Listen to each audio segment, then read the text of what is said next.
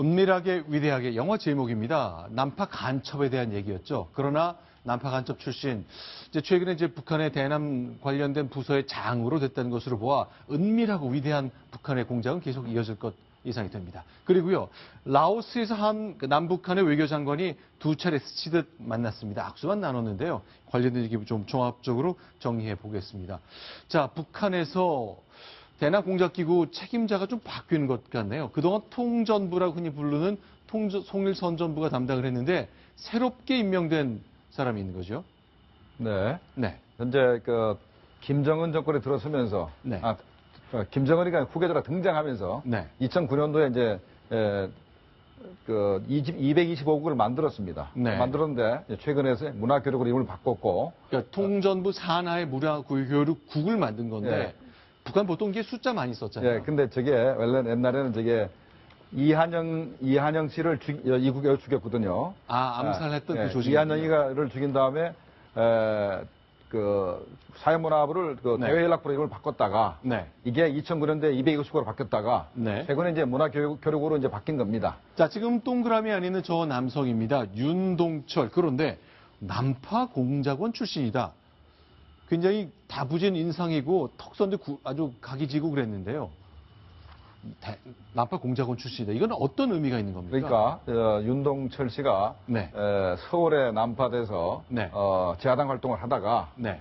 북한으로 복귀를 한 사람입니다. 네. 그래서 그 증언은 우리 국내에서 간첩 활동을 하다가 체포된 간첩들이 증언했기 때문에 거의 정확할 겁니다. 그래서 윤동철이 최초로 난파 공작원 출신으로 최초로 차관급 자리인 문화교육국 국장에 이제 임명됐는데 이것은 상당히 의미가 있습니다. 대남 공작원 출신이 문화교육국 국장이 됐다는 것은 앞으로 대남 공작 활동이 굉장히 활발화되고 또 이 문화교육이라는 것이 그냥 활동만 하는 것이 아니고 사람을 암살하고 또 이제 왕치산 간첩단 사건, 그다음에 황장엽 암살 미수 사건, 그다음에 이제 이한영 암살 사건, 이건 전부 다 문화교육을 했거든요. 그렇기 때문에 앞으로 이 윤동철이가 국장으로서 우리 국민에 대한 이런 암살이라든가 이런 파괴 공작에 적극 나설 것으로 이제 예상되기 때문에 상당히 우려가 되는 그런 상황입니다. 최근에 이제 난수 방송도 시작되고 그래서 뭔가 우리 남쪽에 있는 누군가의 활동이 좀 활발해지는 건 아닌가 하는 걱정하는 분들이 생겨나고 있거든요.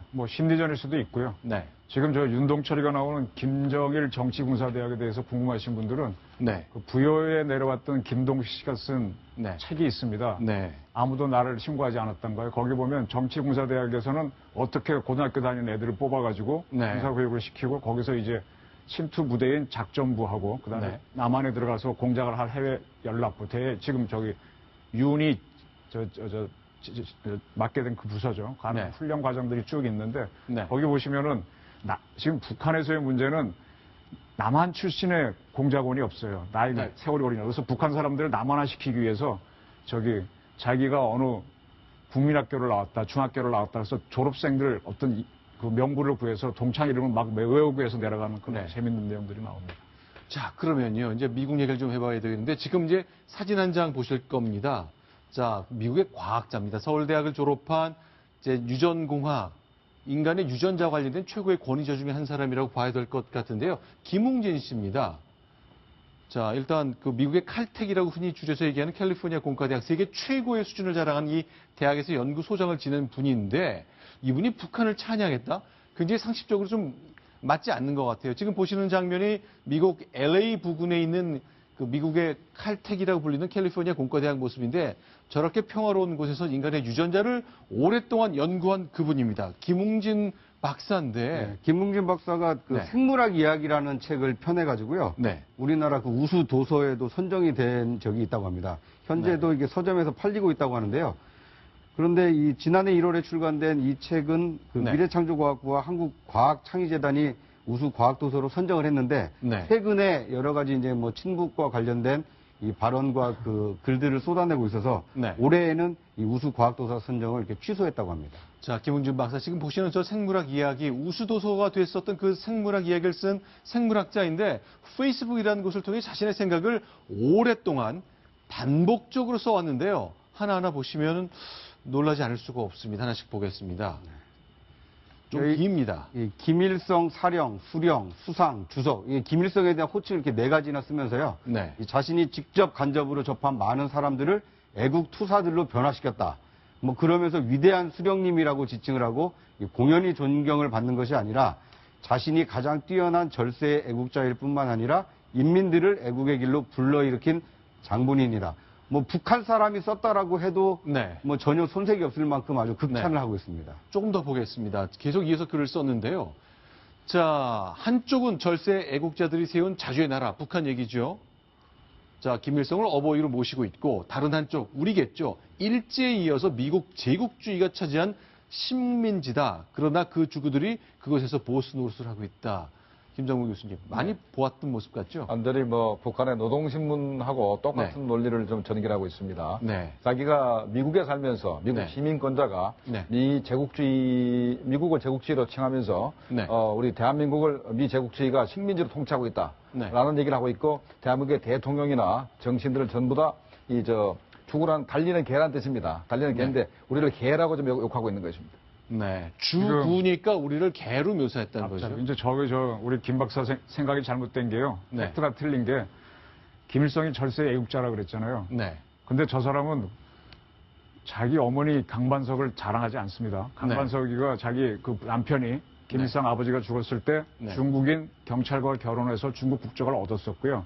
그래서 절세 애국자도 아니고 그 다음에 나중에 소련으로 도망가지 않습니까? 거기에 갔을 때는 자기 아들 김정일이나 이런 사람들이 이름이 뭐였습니까? 러시아 이름 갖고 있었죠. 유리, 슈라 뭐 그렇게 나가죠. 그게 무슨 절세 애국자입니까? 이승만은요. 그 갑신정변인가 실패해서 도망가고 난 다음부터 미국에 있으면서 그 긴 세월 동안 무국적자로 있었습니다. 누가 더 애국자입니까? 저건 팩트가 틀린 이야기입니다. 자, 사드가 논란이 되고 있으니까 사드에 대해서 이행시를 지었군요. 그렇습니다. 이게 7월 9일자에 올라온 글을 보면요. 이 사드에 대해서 사악한 제국주의 침략 세력과 그 앞잡이들이 120년 동안 우리 민족을 괴롭히더니 뭐 120년이면 거의 뭐 그 갑신정변 이후를 뜻하는 것 같습니다. 드자는 이제 드디어 공경에 빠져서 무식한 자살골, 자충수를 연발하다가 스스로 알아서 멸망해버리게 되는 날이 도래하고 있다. 이거 참 놀랐습니다. 어서 사드를 배치하라. 그리고 꼭 속히 망하여라. 그래야 우리 북쪽 민족이 산답니까? 아니 한민족을 얘기하는 겁니까? 자, 이렇게까지 재미과학자입니다. 게다가 이게 여느 대학이 아니라 세계 최고 수준의 대학에서 유전공학을 연구했던 분인데 이분은 이렇게 역사를 한반도에 대한 이 정도 생각을 갖고 있는데 유전자에 대한 전문성은 계속 유지를 했던 것, 전 그것도 좀 상충되는 것 같은 느낌이 드네요. 그러니까 자연과학을 하는 사람은 팩트를 위주로 해서 연구를 하지 않습니까? 근데 이 양반이 주로 접했던 북한에 대한 책자들은 북한에서 발간된 책자만 본 것 같아요. 김일성이가 세계에 더불어라는 책자를 이제 자선전이라고 썼는데 이게 한 뭐 8권에 대한 그 큰 방대한 분량인데 전부 다 날조되고 미화되고 과장된 거거든요. 그런 거를 이 양반이 자꾸 이제 읽다 보니까 김일성이가 정말로 위대한 사람으로 또 이제 미국이 우리 한국을 이제 지켜주고 이제 하는 그런 부분에서도 미국이 뭐 한국의 그 주인이고 우리가 대한민국의 식민지다 이런 논리를 현재 가지고 있는 것 같습니다. 자, 오바마는 남을 공격하는데 노벨 평화상을 받았고 김정은은 조선의 일만 충실히 하는데 어떻게 중어와 조롱을 받고 있는지 참 안타까운 마음으로 김정은에 대한 세상의 평가를 보고 있습니다. 구자영 차장. 그러니까 이렇게 페이스북이라는 게 많은 사람과 소통하자는 거잖아요. 그러니까 한국 그 여성인 것 같은데 댓글을 달면서 문제 제기를 좀 하고 있는 거군요. 그 내용도 저희가 좀 소개를 드리겠습니다. 그러니까 뭐 이민경이라는 이 네티즌이 이런 글을 올렸습니다. 조선 사회가 좋다면 그리 가시지요. 그러니까 이렇게 뭐 북한 찬양하는 글을 올리지 말고 아예 가서 살아라. 그러니까 이렇게 답했습니다. 알면 넘어가겠지만 지금 사람들이 지옥이라고 생각하고 있잖아요. 세뇌가 되어서. 그러니까 저 글은 좀 그 해석이 필요한데요. 그러니까 북한의 실상을 잘 알면 북한으로 넘어가겠지만 우리 남한 사람들이 다 세뇌가 돼서 북한을 지금 지옥으로 알고 있어서 안 간다. 굉장히 뭐 이렇게 현실과 다른 동떨어진 얘기를 했습니다. 또 북한에 대해서 이렇게 묘사를 하는군요. 나는 북한이 풍족하고 넘친다고 생각하진 않아요. 그런데 이게 다 미국의 경제 봉쇄. 그러니까 북한은 더 잘 살 수 있는데 미국 때문에 좀 경제적으로는 어렵다. 그러나 그들은 늘 옳았다. 자주와 통일을 원했다. 그게 나쁩니까? 라고 말하는군요. 이거는 말이죠. 북한에서 남북회담을 할 때 북한 대표단이 서울에 왔을 때 우리가 북한 그 대표단하고 대화하면 이 소리를 꼭 합니다. 지들이 가난한 것은 미국의 봉쇄 때문이고 그래도 자기들은 자주적으로 산다라고 이제 주장을 하면서 이제 그래도 한국보다 자기들은 못 살지만은 그래도 자기들은 자주적으로 살기 때문에 니들보다 낫다 이런 논리를 이 사람이 그대로 주장하는 겁니다. 그래서 제가 궁금한 것이요. 이정훈 위원께 좀 질문 드릴게요. 혹시요 이거 해킹 당했다거나 아니면 김웅진 박사가 자기가 쓴 게 아니라 북쪽에서 썼다거나 그럴 가능성은 없습니다. 그럼 자기가 해명하면 되죠. 네. 근데 저 김 박사는요. 네. 미 제국주의 싫다고 하면서 네. 저 논리를 그대로 뒤집으면 북한이 잘 살려면 미국과 경제를 해야 된다는 얘기잖아요. 네. 왜 제국주의랑 왜 경제봉사를 풀려고 그래요? 자기 스스로 논리 모순입니다. 어쨌건 이제 이민경 씨라는 다른 네티즌이 그러면 김웅진 박사가 솔선부범해서 북으로 가십시오. 물꼬를 좀 트십시오라고 약간 좀 가야죠. 야지를 놓는 듯한 아니 좀 가는 게 맞죠. 그렇게 좋은 세상이면 가고 어떤 언론 자유가 보장된 세상에서 저렇게 찬양하고 있으면은 네. 미국의 국가보안법 없나요? 좀 혼이 나야 되는 거 아니에요? 지금 일고의 가치도 없는 걸 우리가 참 저걸 왜 듣고 있어야 되는지 깝깝하네. 네. 그 다음번에 또 보십시오. 김웅진 씨가 네. 자기가 미국에 살면서 거짓말을 폭로하고 진실을 알게 해야 된다고 해서 안 갖는겠다는 논리를 주장하는데 네. 우리 국내에서 종북 활동하는 사람들이 네. 바로 저 논리를 주장합니다. 아하. 북한은 벌써 사회주의 천국이 됐기 때문에 네. 그거 가다 할 일이 없다. 난 북한 그래서 안 가는 거다. 그래서 한국에 살면서 북한이 얼마나 그렇게 훌륭한 나라고 또 김정은이가 얼마나 훌륭한 사람인지를 내가 우리 대한민국 국민들한테 알려야 되기 때문에 나는 북한에 가지 않는다. 논리를 이 사람은 똑같이 얘기하고 있습니다. 미국에 살고 싶으면서 저런 거짓말을 하고 있는 것입니다. 자, 그런데 여기 보면요. 김웅진 박사가 쭉 쓴 글, 이런 걸 보면은 맞습니다. 좋아요. 이렇게 클릭한 사람들이 꽤 있거든요. 그 중에 하나가 마이클 장민호라는 사람이 있습니다. 바로 10년 전쯤에 공개된 1심회라는 간첩 사건과 연결돼서 유죄 판결을 받았던 분이잖아요. 네, 그렇습니다. 네. 1심의 사건은 네. 굉장히 뿌리가 깊었고 네. 굉장히 광범위한 세력을 이렇게 규합을 하고 있었는데 네. 당시에 수사가 미진해서 일부만 처벌을 받았습니다. 그 당시에 처벌받았던 주범이 7년형을 살다가 현재 출소를 했는데 우리나라 사회에 살면서 계속해서 이제 이 친북 활동하는 사람들한테 굉장히 이렇게 용기를 주면서 이렇게 이 친북 활동을 격려하고 부추기고 하는 그런 활동을 하고 있습니다. 아, 지금 속보가 하나 들어왔군요. 프랑스 성당에서 인질극, 흉기 괴한 2명한테 신부 수녀 5명이 인질이 잡혀있다.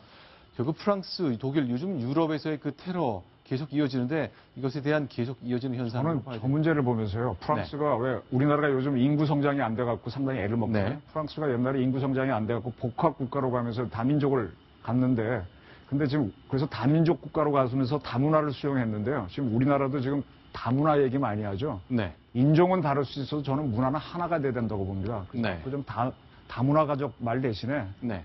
좀 문화는 하나고 네. 민족은 뭐 좀 다를 수 있는 그런 쪽으로 좀 바꿨으면 좋겠어요. 하나가 못 되니까 저래서 터지는 거예요.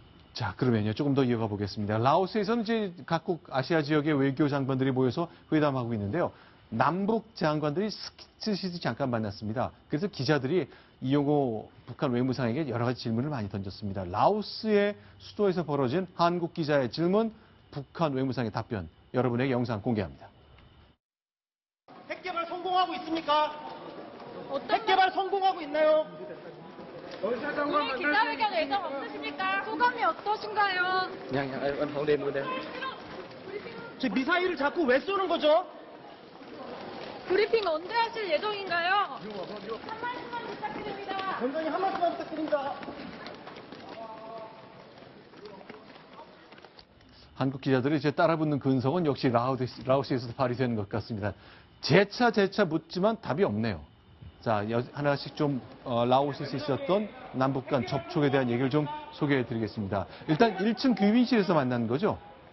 그렇습니다. 그 윤병세 장관하고 북한 그 이용호 외무상이 만난 것은 네. 1층 귀빈 휴게실인데요. 네. 먼저 윤병세 장관이 귀빈 휴게실에서 이제 잠깐 앉아서 쉬고 있는데 네. 이후에 그 이용호 외무상이 들어와서 한 10분간 뭐 대화 없이 네. 서로 앉아 있다가 이제 이용호 외무상이 네. 10분 후에 이제 그 다른 행사장으로 이동하기 위해서 이제 나갈 때 좀 윤병세 장관이 문 쪽에 가까이 있었고 네. 안에 있었기 때문에 이제 나가면서 네. 좀 마주할 기회가 있었겠네요. 네, 그때 이제 윤병세 장관이 이제 반갑습니다 이렇게 인사를 하니까 네. 반갑습니다라고 화답을 하면서 이제 악수를 했다는 얘기입니다.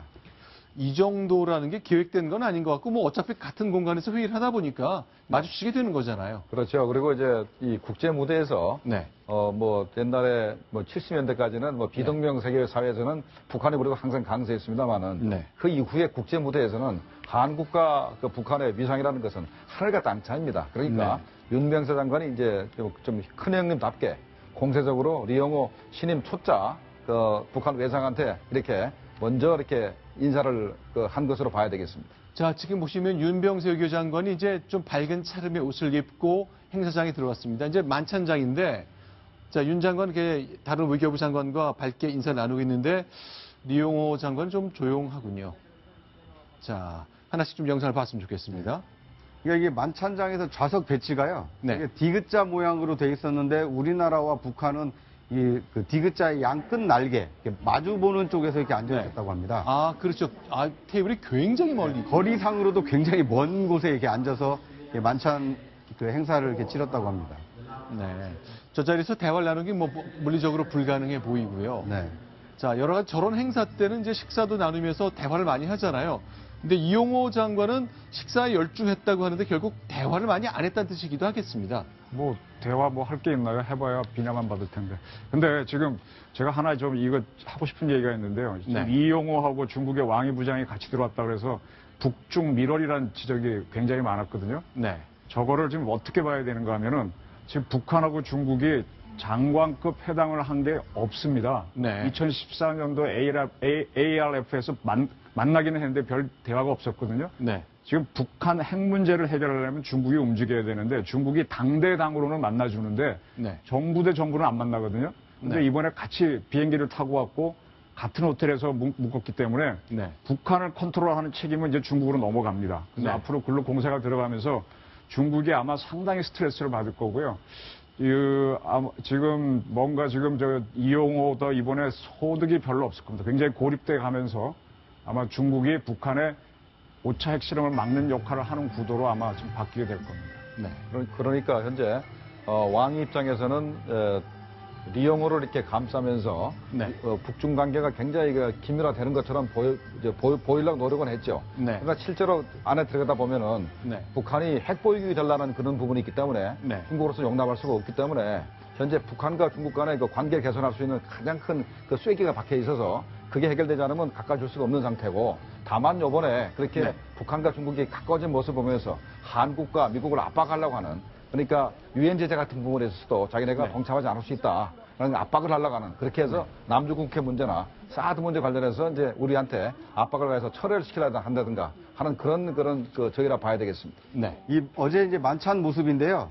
우리나라 윤병세 장관 바로 옆에 존 케리 미국 국무장관이 앉지 않았습니까? 근데 원래는 저런 좌석 배치가 아니었다고 합니다. 그러니까 이제 북한 외무상의 경우에는 캐나다와 슬로바키아 이 사이에 북한 외무상이 자리를 앉도록 이렇게 배치가 돼 있었는데 원래는 이랬는데요. 예, 그랬는데 나중에 직접 행사장 때는 캐나다 대신에 이제 파키스탄과 이 파푸아뉴기니 사이에 이 북한 외무상이 앉을 수 있도록 자리를 위치를 바꿨다고 합니다. 파키스탄하고 이제 북한이 최소한 핵이나 미사일 교류가 좀 있었기 때문에 최소한 대화할 사람을 옆에 앉혀야 되겠다고 생각을 했나 보죠. 그것도 있고요. 제가 이제 좌석 배치를 보니까 아마도 북한 쪽에서 한국 외교장관하고 거리를 좀 많이 띄워달라는 요구를 좀 했을 것 같은 가능성이 있습니다. 제가 볼 때는 좀 그런 것 같아요. 그러니까 실제 우리 윤병세 외교부 장관도요. 러시아랑 파푸아뉴기니아 사이에 있는 것이 원래 배치였는데 실제 만찬 직전에 배치가 이렇게 바뀌었거든요. 미국과 스리랑카 옆자리로요. 네, 그래서 정반대쪽으로 배치를 해서 서로 이제 불편한 그런 장면이 연출되지 않도록 이렇게 배치를 한 것 같습니다. 그러니까 저런 좌석 배치에도 외교적인 함축된 의미가 스티커를 지금 떼고 있거든요. 막판에 이제 미리 붙여놨던 태극기를 뜯고 딴 자리로 가나요? 예, 자리 배치를 스티커를 띄어서 이렇게 국기를 바꿔 붙이는 방식으로 자리 배치를 바꾸는군요. 자, 그러면 이제 궁금한 것이 이제 중국하고 북한하고 많이 친해진 듯이 하고 여러 가지 제스처를 중국이 했습니다만 중국이 선은 넘지 않겠죠. 우리를 불편하게 해서 미국과 더 가깝게 하는 건 국익에 위배된다고 보겠죠. 그렇습니다. 지금 냉정하게 보셔야 되는데요. 중국이 한 몇 년 전에 아주 국가적으로 큰 행사를 치렀던 게 WTO 가입입니다. 그러니까 미국이 만든 큰 자유무역 틀에 들어와서 중국이 급성장을 할 수 있었는데 지금 트럼프가 뭐라 그러니까 WTO를 탈퇴시키겠다, 중국을 빼겠다 이런 투로 가잖아요. 그리고 그렇죠. 우리나라와의 FTA도 깨겠다는 고립지로 가게 되는데 자유무역이 깨지면요 중국 경제는 굉장히 추락합니다. 그래서 따라서 중국이 지금 자유무역 체제 WTO에서 한국과 교역을 하는데 한국에 무슨 뭐 사드를 핑계로 뭐 무역 제재를 가한다? 네. WTO 위반이기 때문에 굉장히 제재를 거꾸로 받습니다. 따라서 사드 문제에 관련해서 중국이 우리한테 외교적 압력을 가하는 거는 뭐 치맥 대회에 안 오는 건 안 올 수 있어요. 네. 그러나 어떤 국제적인 룰을 깨는 WTO 체제를 깬다든지 하는 걸 못하기 때문에 그 별 수가 없습니다. 별 수가 없기 때문에 지금 북한하고 저러는데 북한하고 만남으로 해가지고 앞으로 우리와 미국으로부터 결국 북한의 비핵화를 움직이는 건 북한밖에 없으니까 중국밖에 없으니 중국이 해라는 압박을 굉장히 받게 될 겁니다.